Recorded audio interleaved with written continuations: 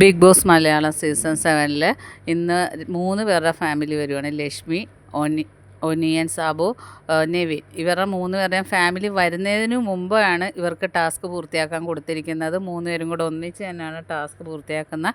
ലാലേട്ടൻ്റെ ഫോട്ടോ പസിൽസാണ് ആദ്യത്തെ ടാസ്ക്. രണ്ടാമത്തത് ബോളും ക്യാപ്പും ഒക്കെ ഉപയോഗിച്ചിട്ടുള്ള ടാസ്ക്.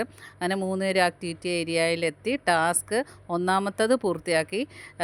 ഏകദേശം ഇനിയിപ്പോൾ ഇവർ പൂർത്തിയാക്കിയാൽ മാത്രമേ 3 പേർക്കും പുറത്തിറങ്ങാൻ പറ്റുള്ളൂ. ഒരാൾ പൂർത്തിയാക്കിയാൽ പോലും ആക്ടിവിറ്റി ഏരിയ എന്ന് പുറത്തിറക്കത്തില്ല.